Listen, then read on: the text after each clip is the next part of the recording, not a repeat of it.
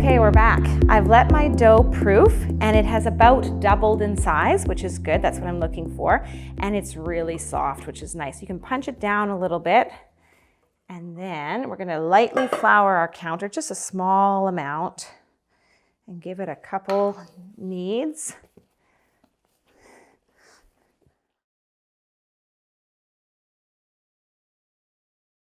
Okay, let's see if we can make that work.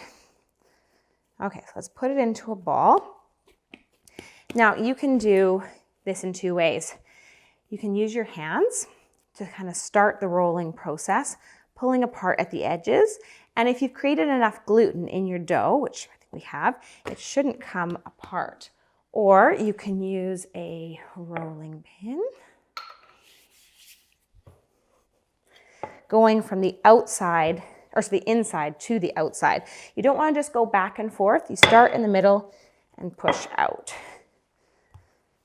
And if, because of that gluten, it's having stretching back towards yourself, that's okay. Just keep working at it. And if you need to pick it up, let gravity do its thing. Pull it down, spreading at the edges. Oh, I got a little broken spot there. Just avoid that spot. Back out.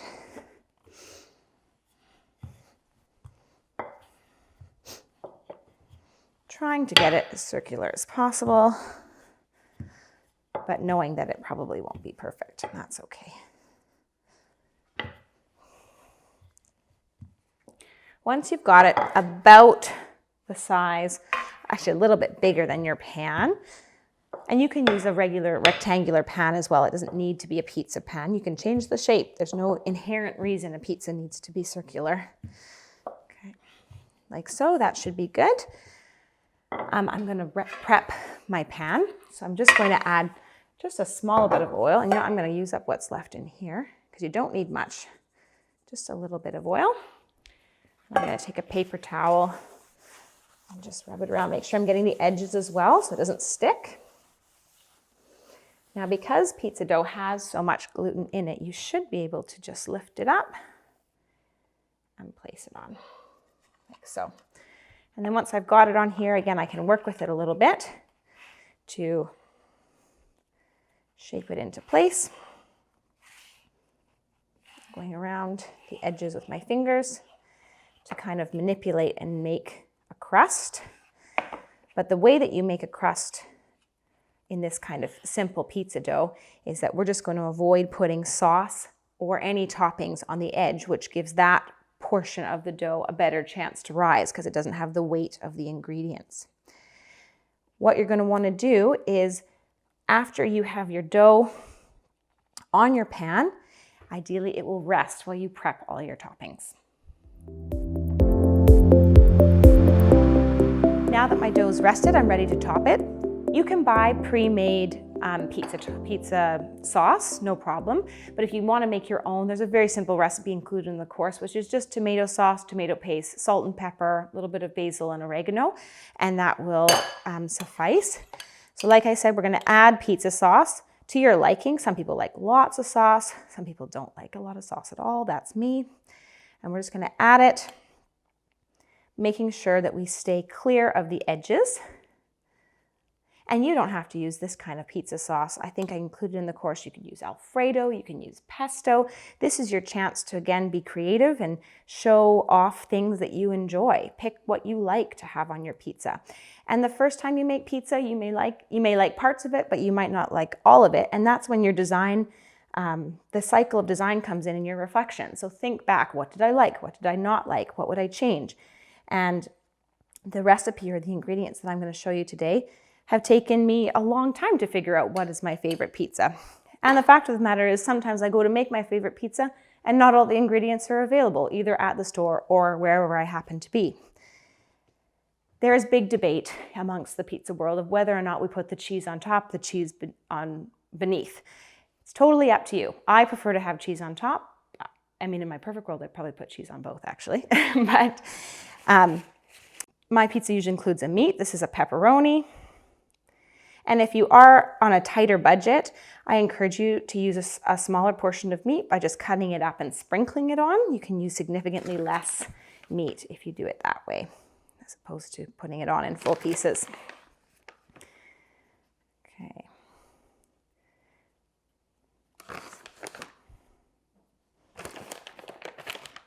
Okay. Next, I'm going to add in some shallots that I've pre-sliced. I like shallots rather than full onions or yellow or white onions. I just find they have a sweeter, kind of softer taste, which is what I enjoy. And I don't think I really discovered that until it was much later in life. I thought for the longest time I didn't like onions, but it turns out I just needed to find the right onion that I liked.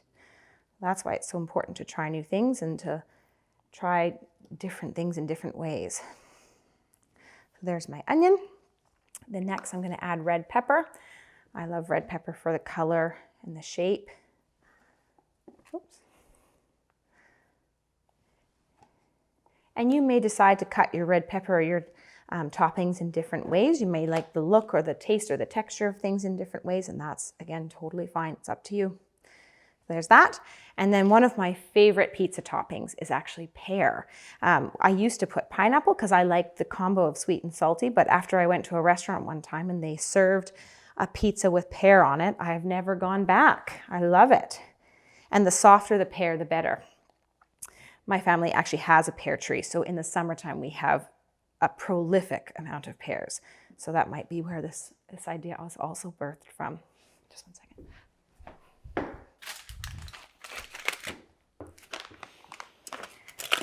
Okay, I also have a roasted garlic, which is a really simple thing to do. You just take the whole head of garlic and you can squish the whole thing out, but I like to be a little bit more controlled in how I put it on because I don't want too much. You just take off the top of a head, add a little bit of oil, a little bit of salt and pepper, and you roast it wrapped in some tin foil. But if you Google how to roast garlic, you'll see it's very simple and very straightforward. It's one of the few things that I will never order at a restaurant because I know how cheap it is to do at home.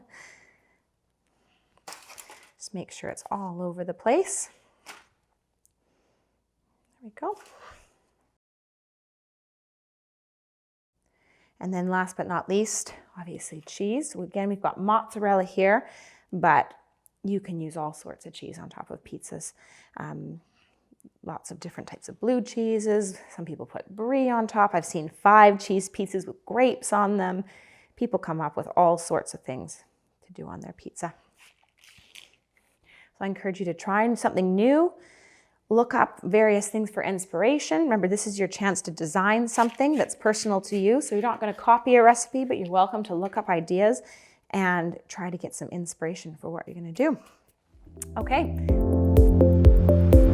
My pizza is ready to go in the oven. I've preheated it to a nice hot temperature of 450 degrees.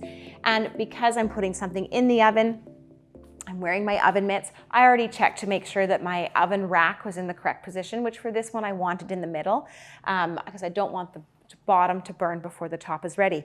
With my oven mitts on and standing beside the oven, I'm going to open it up, pull the rack out, place the pizza on top, put it back in, and close it up. For this pizza, you're going to put it in for 15 minutes. This dough will cook in that time. Something also to note, just as a side note, is make sure that when you're making your pizza and making all your choices of how you're going to design it, that anything you put on top of your pizza is already cooked. This is not a long enough bake time, for example, to cook raw chicken or raw bacon. We need to make sure anything that goes onto a pizza is already ready to be ingested, already ready to be eaten. 15 minutes, if you'd like that crispier browner top on the top of your pizza, for the last minute of baking, you can switch over the function on your oven to broil, and then that will just heat from the top and give you a nice golden top. Okay, when it's time to take your pizza out, remember your oven safety rules and that we open the oven to the side, pull the rack out, 2 hands taking our pizza and placing it on a safe spot, putting the oven rack back in and closing up the door. Always make sure you turn off your oven as well as your oven light if you've turned it on. Okay, there we go. It's all done. Okay, so my pizza's out of the oven with all of my favorite toppings, but I like to add one more thing post baking, and there's lots of different things you can add. You can drizzle on a pesto, you can add more drizzle of olive oil, balsamic vinegar, or a reduction. You can put on Parmesan, but my favorite after baking topping is some fresh basil. So this basil has been chiffonaded, if for lack of a better term, and I like to put it on fresh so that it doesn't cook or burn. So to cut my pizza, we want to take the pizza off of the pan, but the crust should be nice and crispy. Just being mindful that this is hot. One of the main reasons I like to use a visible trivet or a cooling rack like this is to make sure that other people in my shared kitchen are aware that there is a hot item. If I've left this just on the countertop, other people won't have any idea that it could be hot. So that's just one way I help take care of other people. Okay, so I've added my basil on top, my fresh ingredients on top. I'm ready to cut on this cutting board. I've got this pizza cutter, but any knife will work for this. And I'm gonna go like this. Let's see if I can get it. Nice, that crispy bottom is delicious. There we go. Let's go the other way. Actually, let's go in.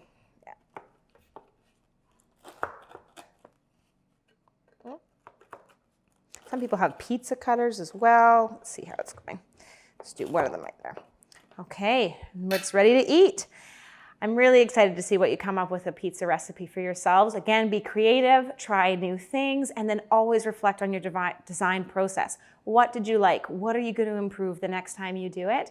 Because cooking never stops. The process is ongoing. I'm sure next week one of my children will change their mind on this pizza and I'll have to come up with a new ingredient to add or take off.